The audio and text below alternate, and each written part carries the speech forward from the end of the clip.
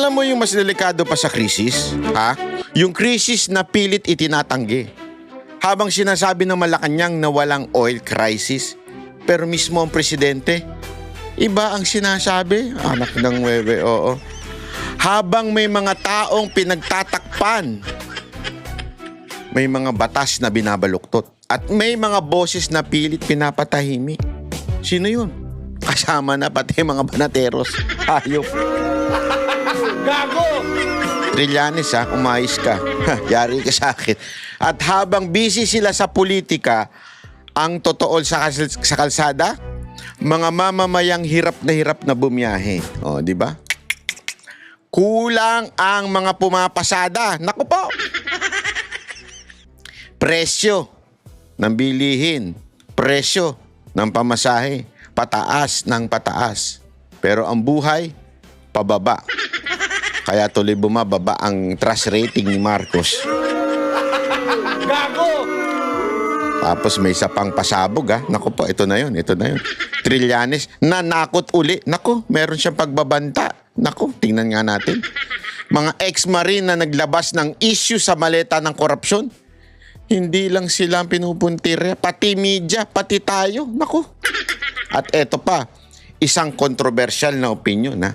May mga desisyon daw na nilalampasan ng konstitusyon. Naka, eto na. Para protektahan ng ilan. Tanong ko sa'yo, coincidence lang ba to o may pattern kang nakikita? Kung gusto mong maintindihan ang buong laro ng lintik na gobernong ito, kung sino nagsasabi ng totoo at kung sino ang niloloko ka na lang, panoorin mo to hanggang dulo. Hanggang mag-ending, hanggang yung outro. Dahil sa vlog na to, naku po, yari kayo sa akin. Ilalabas talaga natin. Walang safe space, ika nga. Walang filter, walang takot. Ito, si Banat Bay. Yon, magandang araw sa inyo mga kababayan.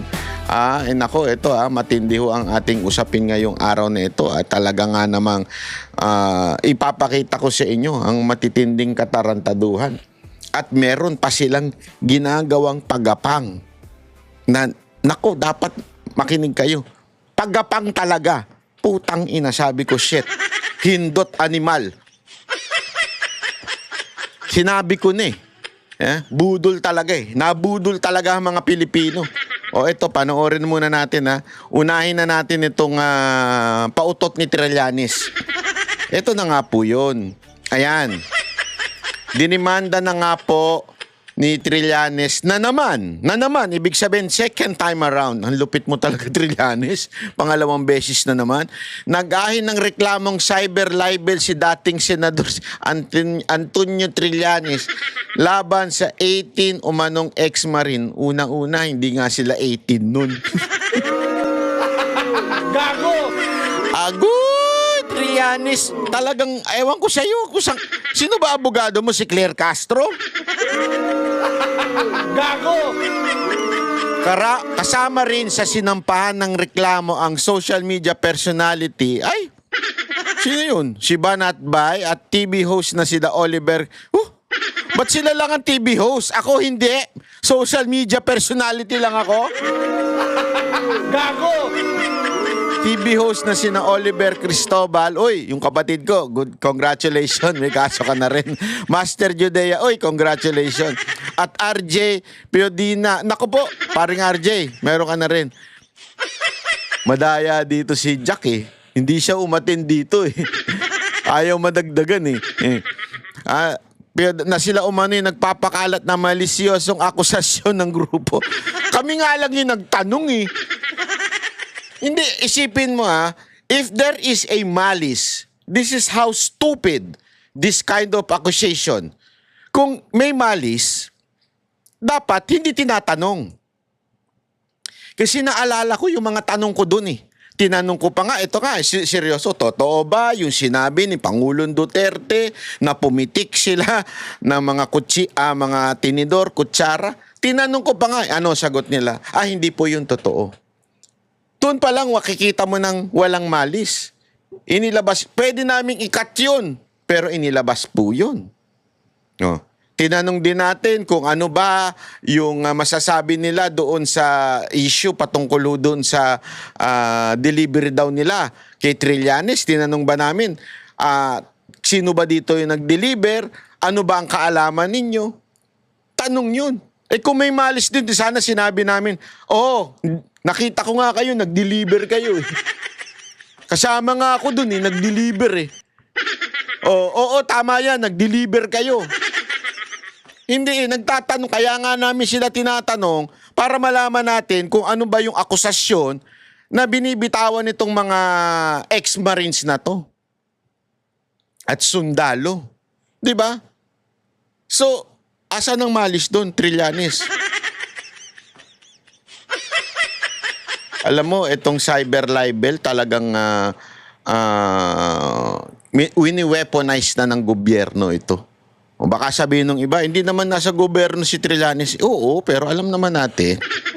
Alam naman natin, di ba? Alam naman natin ang karakas niya.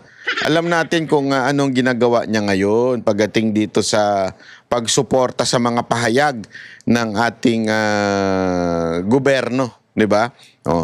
Sabi nga dito, every time they are subject to different interviews, their narratives evolve.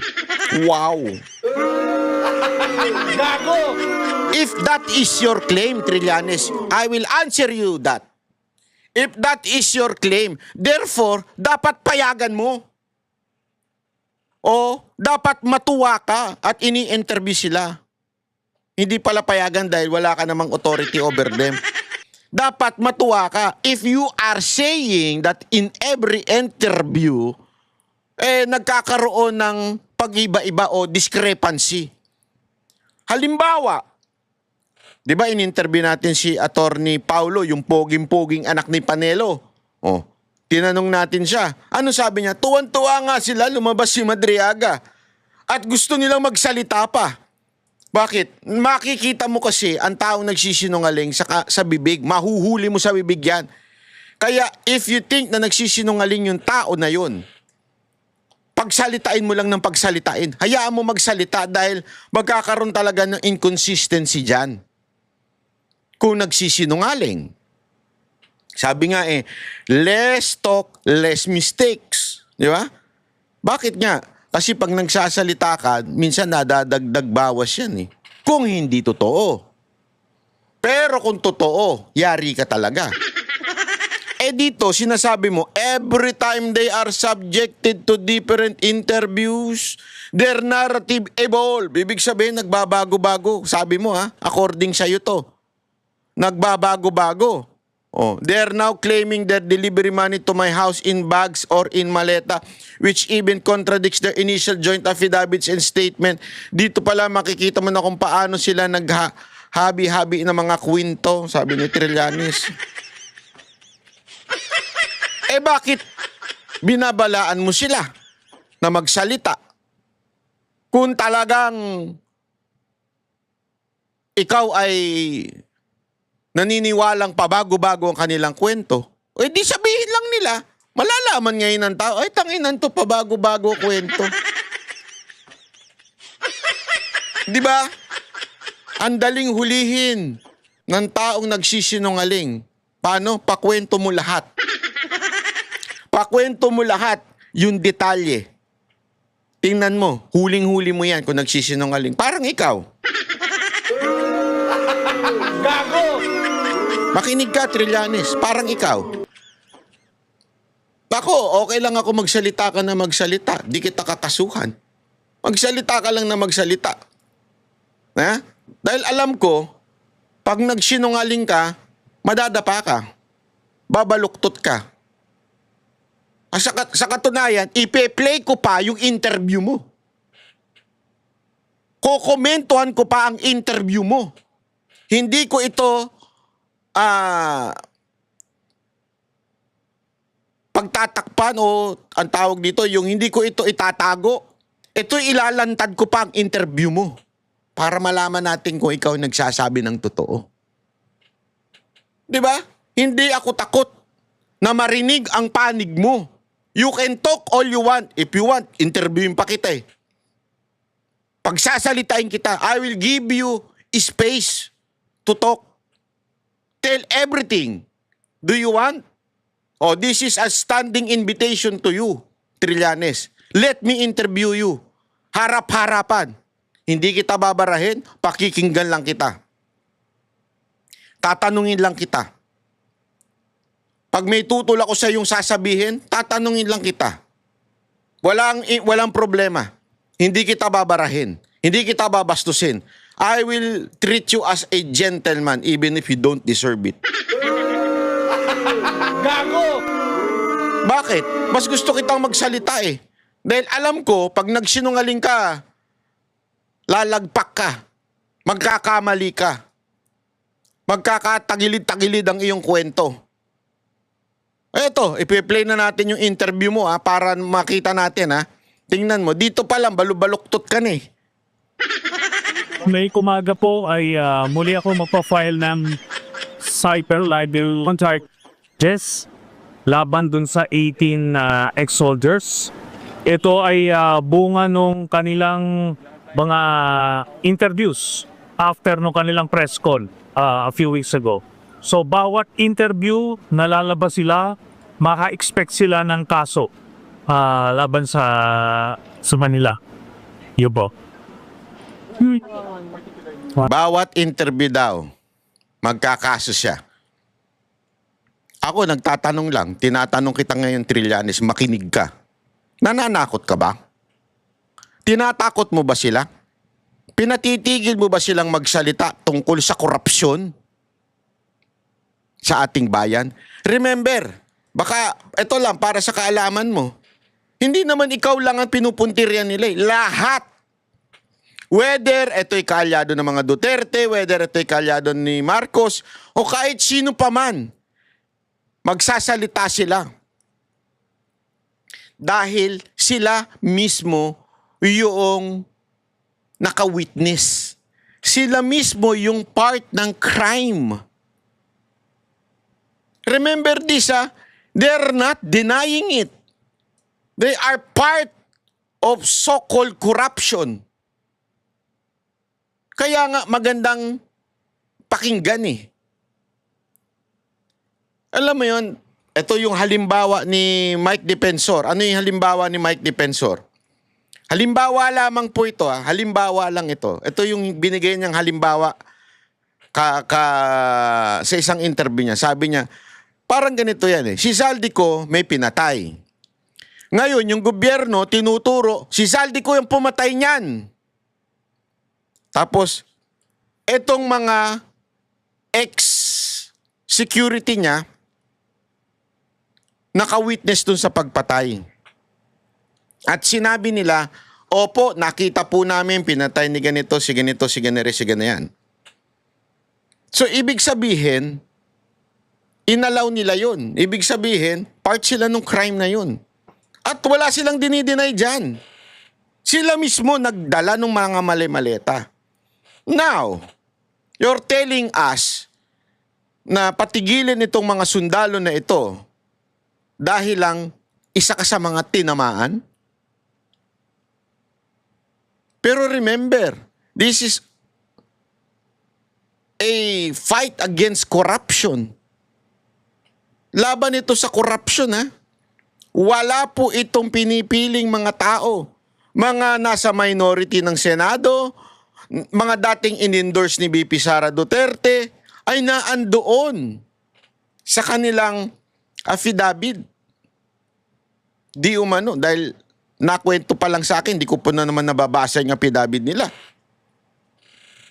So, bakit mo pinipigilan? Tama, mali. Dahil tinamaan ka? Bakit mo ngayon tila tinatakot? Tinatakot mo ba? Ako'y nagtatanong lang. Na wag na silang magsalita uli. May alam nga sila sa korupsyon. Bakit ganun? Natatakot ka ba? Na mas may babulgar pa sila? Na maaring tamaan ka? O tamaan ng mga kakilala mo? O kaalyado mo? If you are really anti-corruption advocate, hayaan mo silang magsalita. Gisain sila ng Senado. Gisain sila ng Korte. Hayaan mo silang magsalita. Lakta. Na, yun nga, nagbigay ako ng pera sa ICC, kumanggap ako ng mali-maletang pera at kung ano-ano. Lahat ng minensyon nila about me doon sa kanilang affidavit, doon sa kanilang press con, doon sa kanilang mga subsequent interviews, bawat isang occasion na lumabas sila at nagsalita at nagdiyay ng kasinungalingan, lahat ito per camera pic. Doon sa akin similar? talagang it's a lie. Diba? And they but know maybe that. something like Ngayon, a, ito ang a clay frame. importante. Within the next few weeks, mabubuo na yung picture. Kasi may mga dati silang kasamahan na naalukan din. Naalukan ng Ito. pera para lumabas. So, Iaano natin, titingnan natin kung nagsasabi ng katotohanan tong Trillanes na ito. Meron daw silang dating mga kasamahan na naalukan para sumama sa kanila. Okay. within the next few weeks, mabubuo na yung kwento na ito. At meron na sa kanilang iba na na bumibigay na at malapit ka magsabi ng totoo. Sir, Ayan po yan. Ndam ko yung mga sinasabi niyo na alukan din na mga kasama nila. At least 5 yung no mga dati nilang mga kasamahan, so inalukan din ng pera para lumabas pero hindi nila tinanggap. So yun ang rin. Sir, nasa active pa ko ba yung women na ito, sir?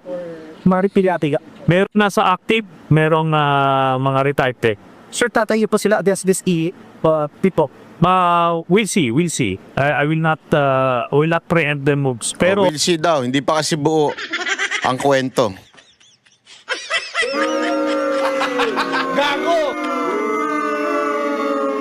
Mente natin. dito sa mismo sa 18 na to, may mga umamin na talagang wala silang alam. Okay, kaya nabubuo na yung picture dito. At tinuturo nila kung sino yung nag-alok sa kanila, sino yung nagdidikta kung ano yung sasabihin nila. Jerry. Sir, doon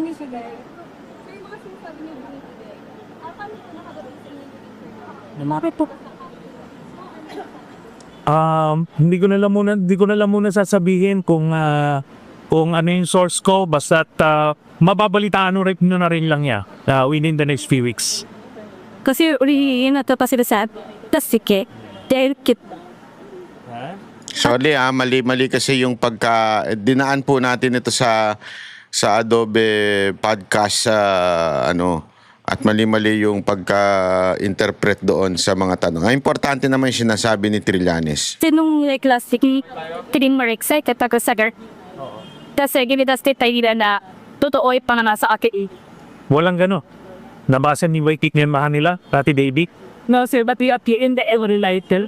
They appeared sa NBI twice. Yung pangalawa, di ba, in-interview sila individually.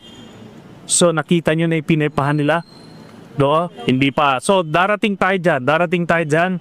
Basta't may mga umamin na hindi nila alam kung ano talaga yung mga isinulat do sa original affidavit. Ito iba pa yung 5 na sinasabi niya na parang lalabas daw, pinilit daw, hindi naman pinilit, parang inaalok ng pera.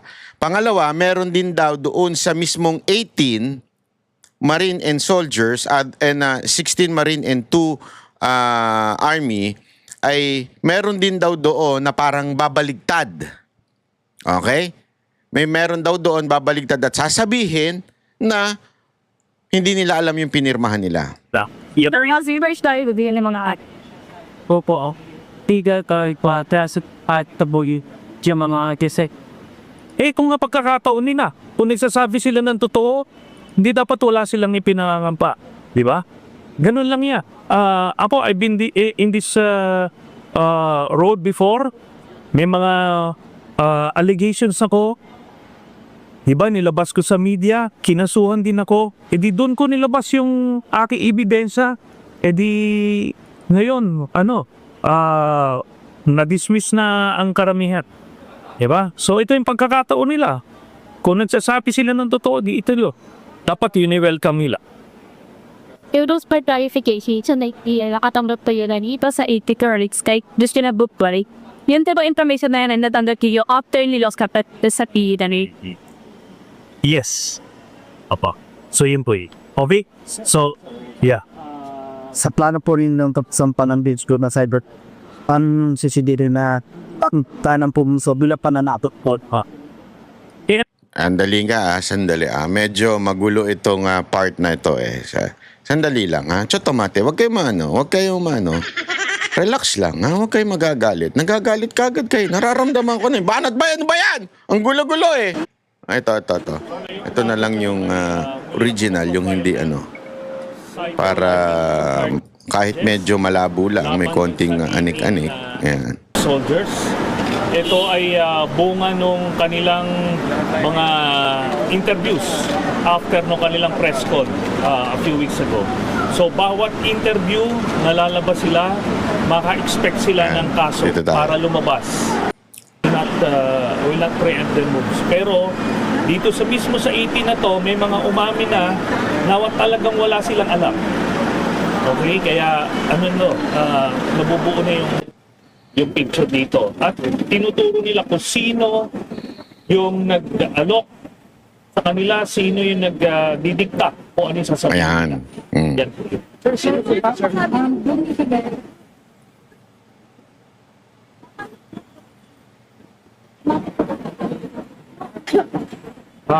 Hindi ko na lang muna sasabihin kung ano yung source ko, basta mababalitaan nyo na rin lang yan within the next few weeks.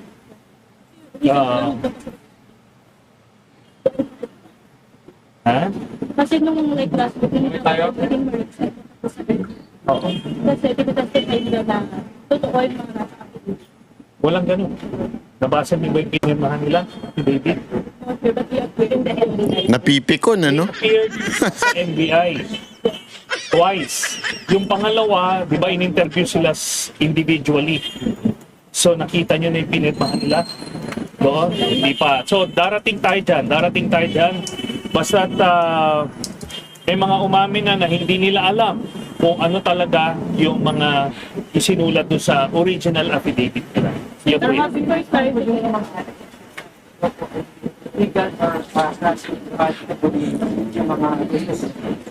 Kung nga pagkakataon nila, kung nagsasabi sila ng totoo, di dapat wala silang ipinangangamba.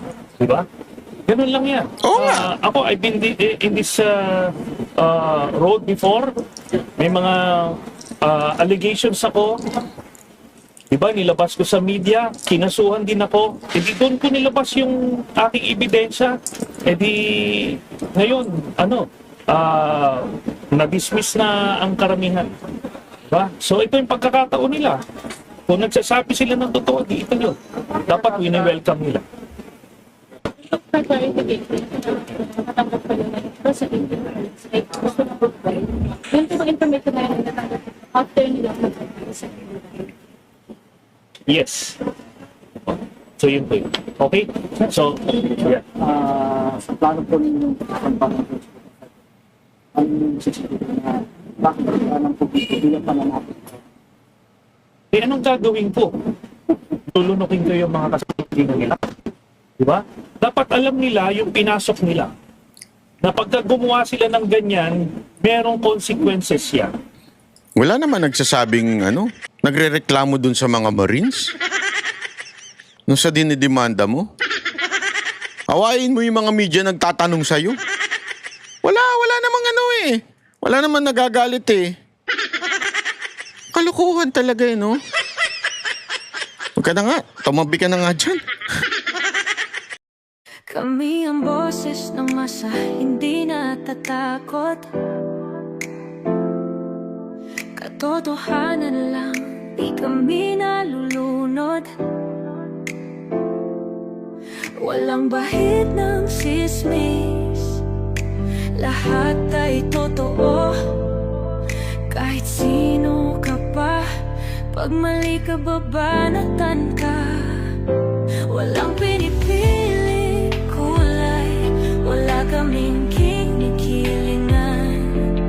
Basta para sa bayan, kami lalaban.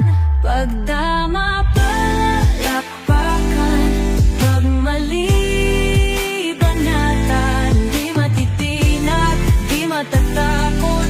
Para sa bayan, tuloy ang sigaw. Sa harap ng kamera, walang halong takot. Mga baluktot, lahat kayo'y tutumba. Ang hustisya at totoo, yun lang ang mahalaga.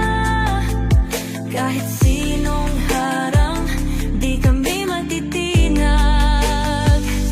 Walang pinipiling kulay, wala kaming kinikilingan. Basta para sa bayan, kami lalaban. Pag tama palakpakan, pag mali banatan, di matitinag, di matatakot. Para sa bayan, tuloy ang sigaw. Kung nasa tama ka, ikaw ay aming kasama. Pero pag mali ka, handa ka na bang mabasag? Banateros kami, walang inuunan. Dahil bayan muna, bago ang sarili.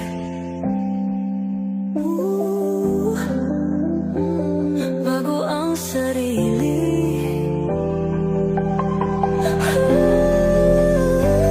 Pag tama palakpakan, pag mali banatan, banateros ang sigaw. Katotohanan ang